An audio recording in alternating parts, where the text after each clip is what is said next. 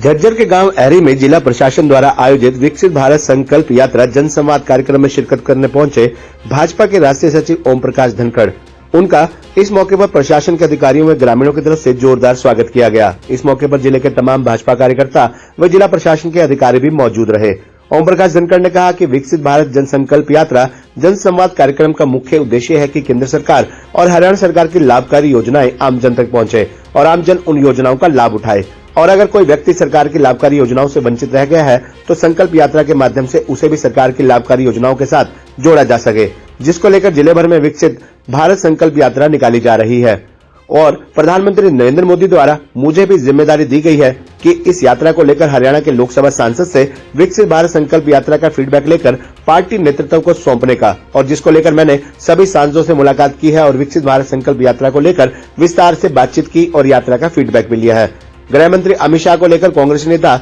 राहुल गांधी द्वारा दिए गए बयान पर गृह मंत्री अमित शाह को इतिहास का ज्ञान नहीं है, इस बयान पर भाजपा के राष्ट्रीय सचिव ओम प्रकाश धनखड़ ने पलटवार करते हुए कहा कि कश्मीर का हिस्सा चाहे चीन का हो गया हो या पाकिस्तान का हो गया हो, नेहरू जी के कारण गया और इतिहास के इन आरोपों से भारत के प्रथम प्रधानमंत्री बच नहीं सकते। और जैसे का हमला हुआ जो रोका जा सकता था लेकिन रोका नहीं गया, ये सबको मालूम है। और आर्टिकल 370 की गई और बाबा साहब भीमराव अंबेडकर ने इसे पढ़ने से मना कर दिया था और पटेल साहब भी नहीं चाहते थे कि आर्टिकल 370 लगे, और आज आर्टिकल 370 टूटा है। और कांग्रेसी तो यही कहते थे कि आर्टिकल 370 टूट ही नहीं सकता। फिर वो सर्वोच्च न्यायालय में गए जिसमें कांग्रेसी वकील भी थे और वहां से भी मोहर लग गई। और अगर आज इस बात की पीड़ा कांग्रेस नेतृत्व को है तो वो रहेगी ही, क्योंकि देश की एकता और अखंडता का काम मजबूत हो रहा है और पुराने ढरे से नए ढरे पर चीजें आएंगी। हरियाणा के पूर्व मुख्यमंत्री भूपेंद्र सिंह हुड्डा द्वारा दिए गए बयान कि हरियाणा के सरकारी अस्पतालों में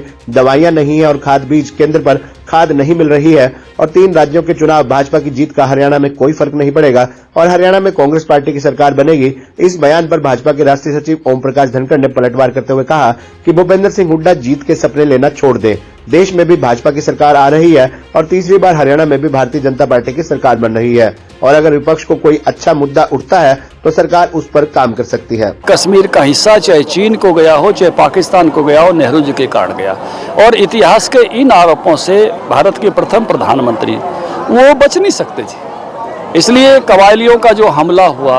जैसे रोका नहीं गया, सबको मालूम है। आर्टिकल 370 की हाँ की गई, बाबा साहब भीमराव अंबेडकर ने भी इसको पढ़ने से मना कर दिया था,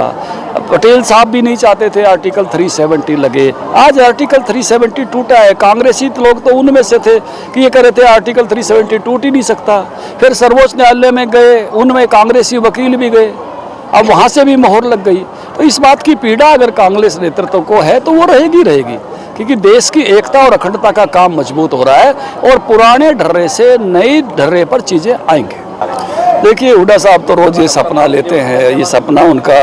9.5 साल से चला हुआ है, लेकिन जिस प्रकार से 3 राज्यों की जीत हुई है तो सपने में खलल पड़ जाते हैं। अब फिर ये हो गया है कि भाजपा आ रही है, देश में भी आ रही है, हरियाणा में भी आ रही है, इसलिए हर चीज़ को मुस्तैदी से करना ये सरकार का काम है। और कहीं कोई मुद्दा विपक्ष सकारात्मक तरीके से उठाता है तो सरकार उसको पूरा भी करती है, लेकिन ये सपना छोड़ दे, अब ये सपने पूरे होने वाले नहीं है। विकसित भारत संकल्प यात्रा को लेकर आपको भी एक जिम्मेदारी प्रधानमंत्री के द्वारा दी गई है, आप भी जो सांसद हैं उनसे मिल रहे हैं, फीडबैक ले रहे हैं, किस तरीके का फीडबैक निकल गया? देखिए, बहुत पॉजिटिव है, सभी जगह एक उत्साह का वातावरण है, लोगों में स्वागत का वातावरण है, वो चीज़ें मौके पर हल हो रही हैं, मौके पर कुछ लोगों की पेंशन बन रही है, कुछ को उज्ज्वला गैस मिल रही है, तो ऐसी सब समस्याओं का समाधान होना अपने आप में बहुत बड़ी बात है। और सब ने इसको सकारात्मक और मैं कहूँगा कि उत्साहवर्धक और पहली बार एक ऐसी पहल बताया जो अब से पहले किसी सरकार ने नहीं की थी।